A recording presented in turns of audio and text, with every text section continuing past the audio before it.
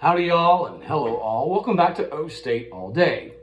What we've got on slate for you is a little slide back into some of the games over the weekend. We're not going to spend a lot of time there, so it's not going to be a dive. Definitely not a deep dive. More like an in and out dip of the kiddie pool. I'll get to that and why. But there's a couple things that we need to cover from the Tech game. A couple things that are pertinent when it comes to the rest of the Big 12 games as well. And then we're going to hit on the polls. If you've seen the Associated Press and the coaches poll recently, then the angle I'm probably going to take today is not going to surprise you a lot. If you haven't seen them, well, go check them out because they're wonderful. Some people probably should just not give their justifications for the way they do the rankings, but we'll get into it. And then I want to hit on some of the Big 12 recruiting news. Where we currently sit ain't pretty. And there's reason for, a little bit of concern. But is it, get your toes over the cliff time? Or should we reel it back a little bit because there's a strategic reason? We'll hit all that and more after this fictitious break. I gotta practice it, don't stress. Anyways, okay, so this weekend, we'll go straight into KU. You played a phenomenal game against what we now know is a pretty daggone good TCU club. And not only that, the atmosphere for the entire day was amazing. Having game day in Lawrence is a big deal.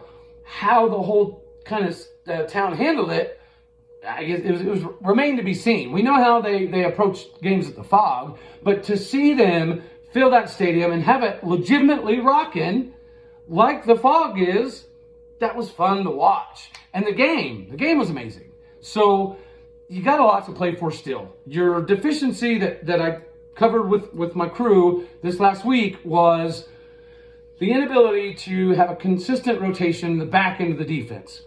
When you're playing 60, 70, 80 snaps, that matters. The fourth quarter and the amount of time your starters have been on the field, if you don't have capable backups to continuously rotate, it has an effect. Now, can sometimes you negate that? Well, yeah, but that's when time of possession becomes a key. KU's offense is fairly high-flying, so it's not like they're focused on playing this field possession game consistently. Don't be too downtrodden. Like I said, you played well. You got a lot to play for. You still have a shot at Arlington. And there's literally nothing you can say that is going to bring down what you're already doing, even if you went 0 for the back half of the season, which is darn sure not going to happen. But even if you did, what you've already accomplished is awesome. So kind of, revel in that and remember the last decade while you do so, but then get reinvigorated and pumped up for this coming weekend, okay? The Red River rivalry. There's not a lot to cover here. As we'd already discussed in last week's Tuesday, Wednesday videos, we knew that this was going to be very difficult for OU to pull off because their backup quarterback situation is hands down the worst in the Big 12. Not that Dylan Gabriel and Jeff Lebby were lighting it on fire beforehand, but this poor fella, Bevel, he transferred from Pitt, and I don't know that was the smartest move for him because he wouldn't start at Kansas.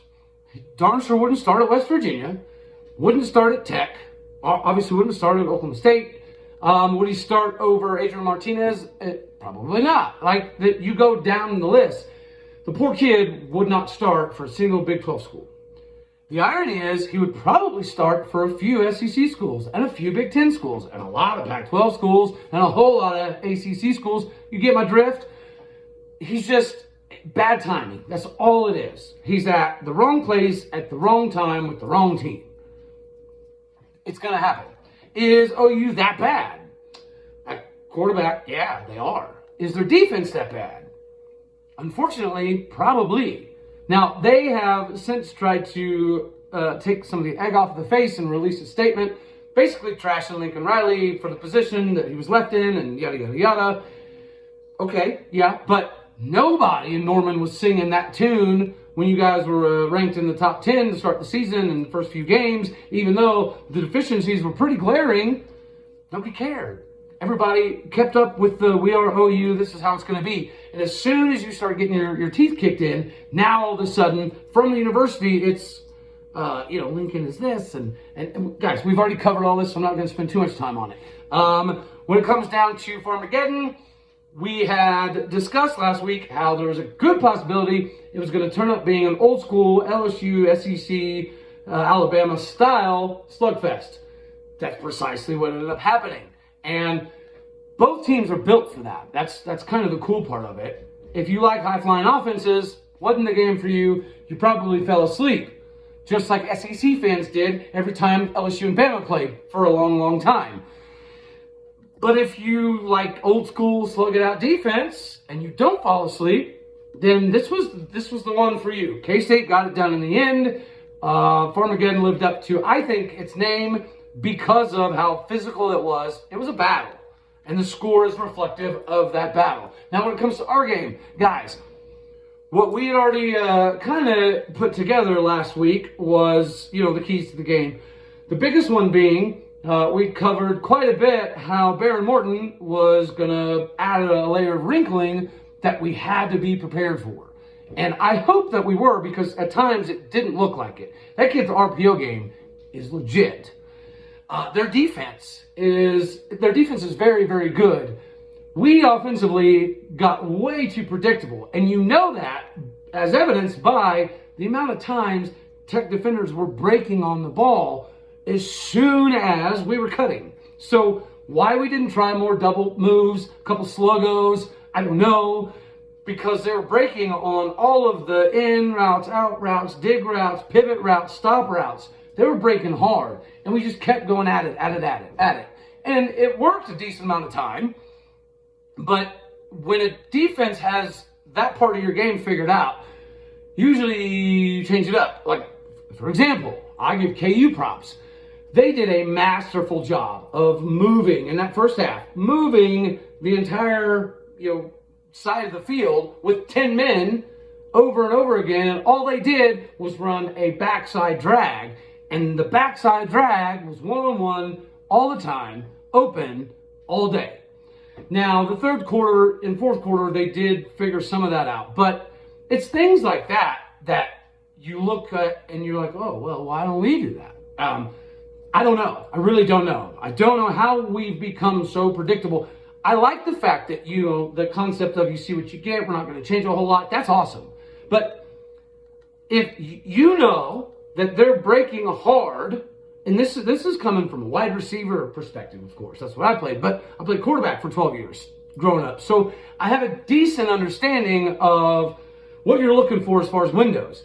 So your quarterback and your receiver, they talk to each other for a reason. And typically they have conversations like, hey, this cornerback is doing this every time I run an out route. Or this safety is doing this every time I cheat over closer to the tight ends. There's little nuances of the game that you typically talk to with your quarterback and you take advantage of. Run it by the OC and you get it done. We didn't do that. We ran the most predictable route concepts over and over and over. Luckily, we're very talented. Otherwise, this game would have not even been close. That's just, Oklahoma State 12 years ago in this game gets boat raced. Absolutely boat raced. Did we have good starters back then? Yeah, look at how many NFL players we had from that time frame. But like I'm saying, the too deep, the rotational capabilities, that's what makes the biggest difference. That's what separates the Alabamas of the world from the Oregon States of the world, or even the USCs of the world. USC does not have the depth to hang with most of the top 8 teams at the moment, in my opinion. Can their offense operate like a Ferrari at times? Yeah, they can, except for in Corvallis, I guess. But collectively speaking, their coaches have even kind of hinted at the fact that, have some reservations because their too deep isn't where they know it's going to be in the next year or two. So rotational capabilities are a big deal. They do matter, guys. But we hit on the Morton thing. And one thing that did kind of confuse me a little bit was a lot of the Texas Tech fans, actually every single Texas Tech fan I've talked to, whether it be Twitter, Facebook, texting, at work, none of them had any clue about Morton playing until Friday. Imagine the panic on Friday when it was announced. When your current quarterback, potentially should be starting. Because I do think that the fact that he's put up 1,496 yards was reason to think that he was going to start, right? You lead the conference in passing yards. Well, you also lead the conference in turnovers. And your O-line was giving up more sacks than most everybody else, too. So, we had discussed Morton, but it seems to be that they did a very good job keeping it under wraps. Now, am I a genius? No. It's just about research, y'all. If you are willing to put in the research, whether it takes 3, 4, 5, 6, 7 hours, you will find the information you're looking for. It's inevitable. I found a little bitty article coming out of Lubbock that did discuss the fact that they were doing 50-50 shared reps leading up to the Oklahoma State game. And if you have a good understanding of the game of football, you see things, you see shifts, not only in the game, but also like in a team, coaching staff, how things are being run, what's being called. Are you super basic? Are you super advanced? Are you in between? All that stuff, it adds layers, right? And part of this whole idea between the Big 12's competitiveness is just keeping people on their toes. So the fact that I found some information that let us know that Behren Morton was going to play, it's cool. It's good for the channel. It's good for us. It's good for the crew. Another thing we'd mentioned, obviously, was Merriweather. Krishawn Merriweather is an animal. And the reason that we had discussed that he may be an issue is because if you look back to the Baylor game, their safeties did a phenomenal job coming up and plugging gaps or making the play kind of stretch out a little bit further than designed, taking away cutback lanes. We saw a lot of that out of Merriweather, and the kid produced. Like, he's good.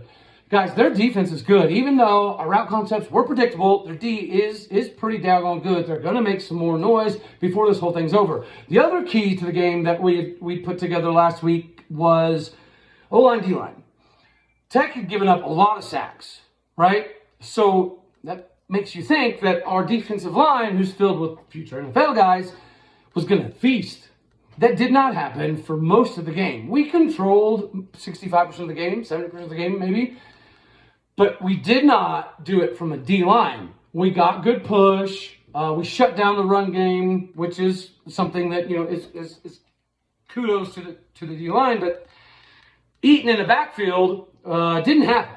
And I don't want to think that their O-line was just that good, but I also don't want to think that our D-line maybe isn't as good as we thought, because I still have not lost faith. There's no way you can have Trace Ford, who's potentially an NFL player, Tyler Lacey, who has already been called a definite NFL player, and then Colin Oliver, All-American. Ben Kapinski's got about 3-4 sacks.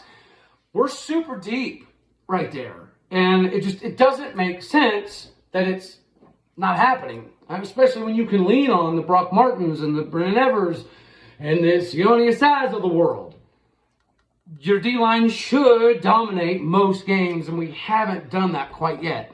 I legit did think that it was because we were being very vanilla the first few games of the season, which we obviously were. We were running everything out of base. Sorry, it's break time. All my kids are home and running around like crazy. But, that you can see just visually when you're controlling the line of scrimmage and when you're not. And you can typically correlate that to film directly. If you go back and you watch some of the film, we did a good job with push. We did a bad job with leverage sometimes, especially on contain. Morton is good, like we'd already discussed. Go back and watch the highlight tape, guys. There's a reason Tech is optimistic. There's a reason they put him on the field. There's a reason he played the most. And it's because of the comps to Patrick Mahomes. And after we just saw, they're pretty good. Which is my next segue. The polls, if you've seen them recently, we controlled most of the game. Our offense did precisely what it was supposed to do. We dominated the special teams game. Our defensive line contained the running backs over and over and over. Why would you do all that and beat a team by double digits and go backwards in the polls? Well, if you're sitting here thinking, well, Cody, that doesn't make a lot of sense. No, it doesn't. And it's crazy to think that maybe the future people who vote for this kind of thing could potentially need 24/7 condoms, because apparently common sense ain't that common. You don't want to keep spreading disinformation. Well, then you got to find a way to remedy the situation. It is not about the games on the field right now. It's not. You can't even pretend to say that it is. It's not about wins and losses. It's not about stats. It's all about propping up certain teams for certain games to make certain people more amounts of money. That's a fact, Jack. I was one of those people that was like, no, they wouldn't do that. Da, da, da, da. Look at the votes. But luckily, we have this great thing called the internet that they just came out with a couple years ago. And you can actually look and see how people vote, right? You can see when people like, what's his name? A.J. Don Williams. This dude is getting ripped all over the place because he's got Oklahoma State back at like 14, 15, 13. He's the only person that's got Oklahoma State that far back. There's a couple other people, and when you look who they represent, it makes a little bit more sense. Now, it's funny when these people try to justify themselves, because if you look on Twitter at this very moment, that one individual, Mr. A.J. Don Williams, he got shredded. And as soon as he got shredded, guess what? He stopped talking, he stopped typing, he didn't really have a lot to say because there's nothing to say. Like, it's not rocket science to put the best teams together, right? You can have your eyeball test. You can go through the stats. You can go through strength of schedule. You can do all that.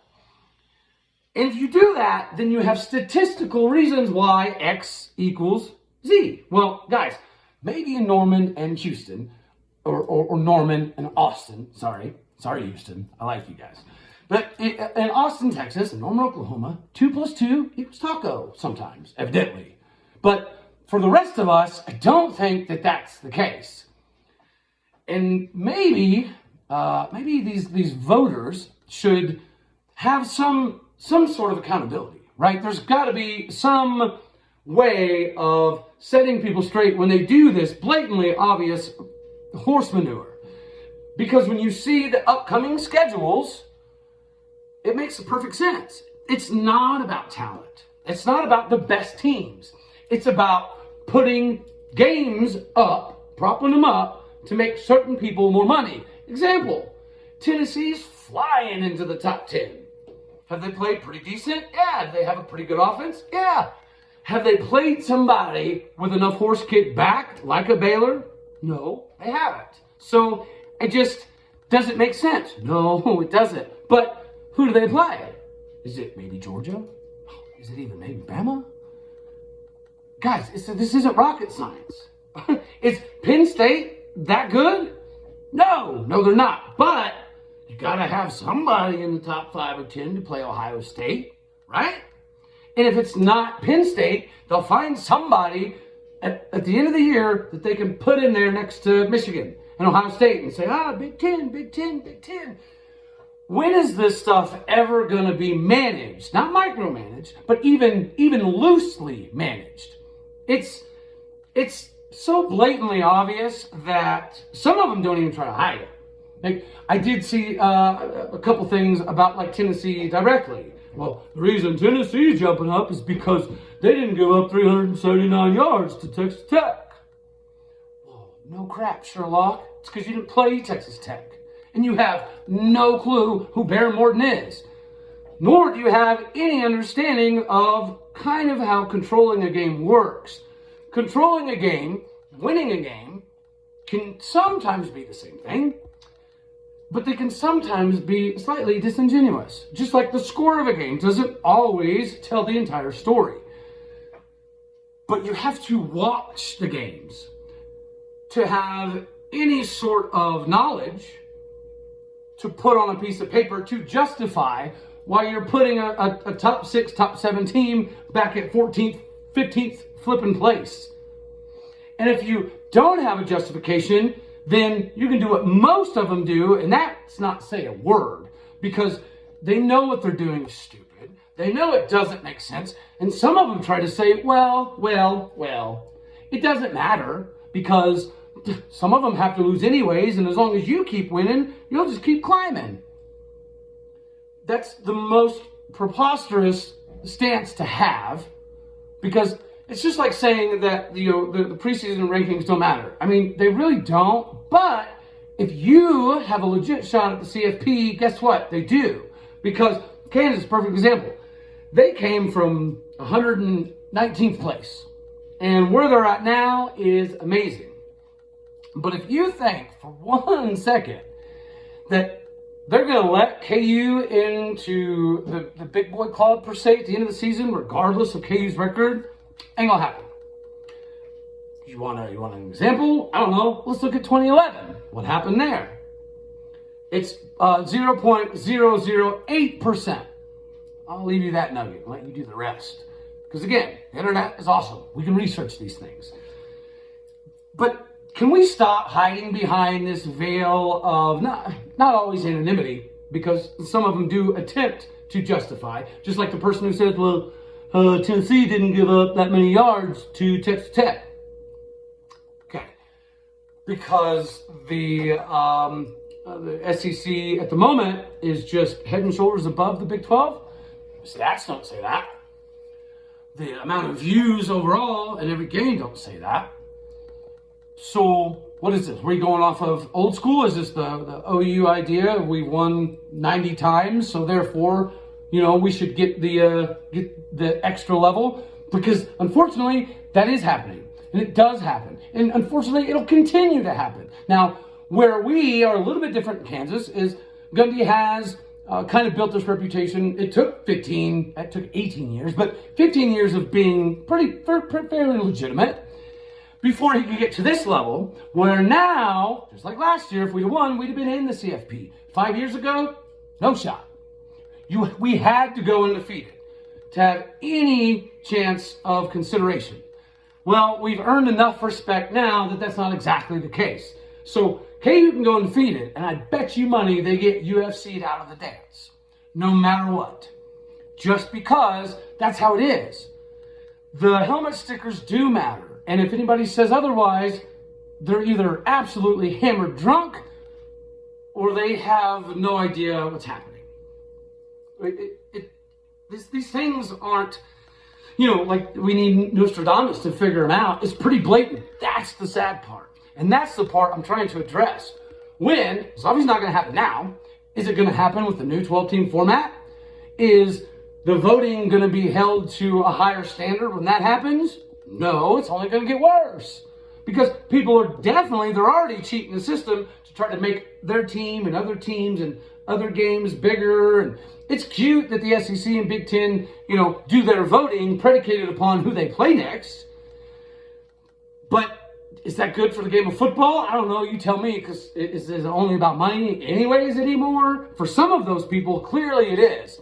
And it's the same thing as if you work in the White House, you're not allowed to, gamble on certain things because it's called insider trading.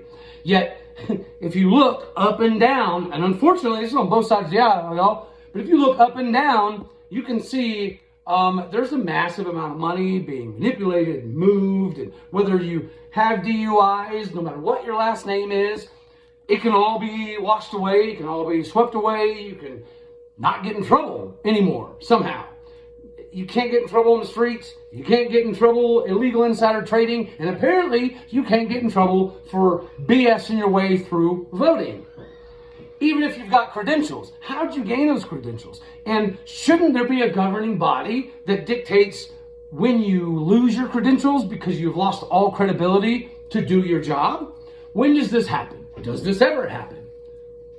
Who knows? We could stew on this for a long time. As you can tell, I'm a little fired up about that. Not necessarily the fact that we dropped to 8th, because some of those idiots saying that it'll sort itself out and I gotta just keep winning. I mean, to some degree they're right, but to say that where you're ranked doesn't matter is absolutely a preposterous statement, as we've already alluded to. It doesn't make sense. So when is somebody gonna do something to hold these people accountable and not have bull crap reasons for why I put a top 5 team at 15? Come on, that dude should be fired. The lady who said that Tennessee is 10 times better than Oklahoma State because of X, Y, and Z. Maybe they should be fired. If you have a vote, that means you earn a vote due to credentials. You should be able to lose those credentials the minute you start putting your foot in your mouth and you're voting. But, sorry, we went too far on that topic. I will close this thing out with the recruiting. If you follow Big 12 recruiting, you know that we're doing very, very well. And a large percentage of the Big 12 is currently in the top 25. If you don't follow it, well, now you do know. But the top team in the Big 12 doesn't even sniff the list of the top 25 in recruiting for 2023. Now, why is this happening? Is this a major problem that, should require people to keep inching towards the edge and jump off the cliff? Or is it possible that maybe some of this is not necessarily strategic, but on purpose, as in there's no need to panic? And I think I'm on that side of the coin. I do see a lot of people freaking out. I do see how many Big 12 teams are ranked in the top 20 of recruiting and top 25. And I'm very well aware we're in the 60s range, which is why we're having this conversation. Why I'm telling you all this is, let's just calm down a little bit, because if you look at the number of recruits we have compared to the number of recruits that a lot of other places have, you're gonna see why this isn't that big of a deal, right? You got Baylor right in the number 20 range, and they're at 22 commits, 21, 22 commits. Texas Tech, they're at 22, and they also have 25 commits. Texas, they're down there approaching the top 5 range, and they got 25, 26 commits. OU, they're in there in that range. They also have 23 commits. If you look all the way down the line, guys, we're the only school that has been extremely reserved. We have 11 commitments. What is your average class? Like 25 dudes. So why do we only have 11 and we're ranked in the 60s, while all these other schools that have 21, 22, 23, 25 are in the top 25, when there's a lot of time left? Well, I think the answer to that question is Gundy does a really good job of looking at things from all areas. And with the extra COVID year, a lot of schools have a lot of 5th-year seniors. We have a decent amount. I mean, not near as many as a lot of places, but we have enough. We have enough for Gundy to be somewhat reserved on filling up a recruiting class so heavily and not leaving any room for some of these 5th-year seniors to come back. Will most of them move on? Yes, because most of the 5th-year seniors that we did have returning are all potential NFL guys, right? So that'll kind of sort itself out. But an example is Spencer Sanders. Will Spencer Sanders leave after this season? Well, most likely yes, especially if he continues to have the season he's having and he leads us to the places that we could potentially go. He's going to get drafted and he's going to have a shot at the NFL. And then we roll over to a new time. Well, let's say that he breaks an ankle or something catastrophic happens and the season doesn't go that way. There is a possibility that he does come back for the 5th year of eligibility due to the COVID stuff. Again, is it likely? No, it's not. But Gundy, what you can't do, what you don't want to do, and I've seen this happen, I've had this happen, is you get so full on a recruiting class that maybe you've had a guy that's been committed for months and months and months and even sometimes years. And you fill up your class to the brim and then you find out, oh, Spencer Sanders is coming back. Brock Martin is coming back. Well, crap. If you already have 25 dudes and you don't even have 25 spots available, well then it's like having the gray shirt stuff all over again, where you make false promises to people. Well, with this transfer NIL era that's already kind of wacky, I don't think you want to get that deep off into it, in my opinion. So yeah, guys, take it with a grain of salt. We had a top 25 class last year. Over the last 6-8 years, we're averaging around a 32nd ranked class. The sky's not falling. We only have 11 commits. Everybody else is in the 20s. So don't stress too much. We've got Jelani. We've got the Jacob Sanders, offensive lineman from Stillwater High coming. Jelani McDonald is a 4-star athlete, currently playing quarterback, which is, I think, partially one of the reasons that we got him. Zane Flores is a 4-star quarterback out of Gretna, Nebraska, the #1 ranked overall player in the entire state of Nebraska. So we've got pieces. We've definitely got pieces coming, and we're going to hit on that. I'm going to dive deeper into some of the recruiting stuff at a little bit later video, but I just wanted to talk people off the ledge because, yes, you're seeing the Baylors and the Texas Techs and the OUs and the Texases of the world, firmly in that top 20, top 25 range, and then you see us lagging in the 60s. That's why. It's a numbers game. And when we have 25 guys, we'll most likely definitely be in the top 25. So don't freak out, right? There's some moves still to be made. I'm hoping that since we have AJ Green and Jabbar Muhammad, that Malik Muhammad would wake up and be like, you know what? Money's cool, but I want to play for Tigers. So I feel like we still got a shot at some of these guys that are committed. So the sky's not falling. We will have a couple fifth-year seniors, probably. So you can't promise somebody a scholarship and then take it away from them and then do that again the next year and then again the next year, because what happens eventually when you do that is the word gets out that you're a dishonest coach, you're a dishonest program, then you're losing recruits left and right. Then you end up in a tailspin and you're trying to recover like a Miami or a Florida. And it's taken them this long, guys, to kind of get back on track. It's good that they kind of are, but don't put yourself in that position. And usually how that happens is either terrible coaching that lets the locker room run amok, or the overpromise and underdeliver. What you would like to do is underpromise and overdeliver. That's the difference between being an Oklahoma State fan and a blue blood fan with fans who act like toddlers. Hopefully, even if we get to blue blood status, I'm pretty confident that's something we, as a fan base, are never going to have to worry about. So don't stress. Take a chill pill. We're going to be just fine. In the recruiting department, season's looking good. Check back in tomorrow and Wednesday, and we'll dive into more of the TCU stuff. Until then, thank you guys. God bless. Go Pokes. See you on the next one.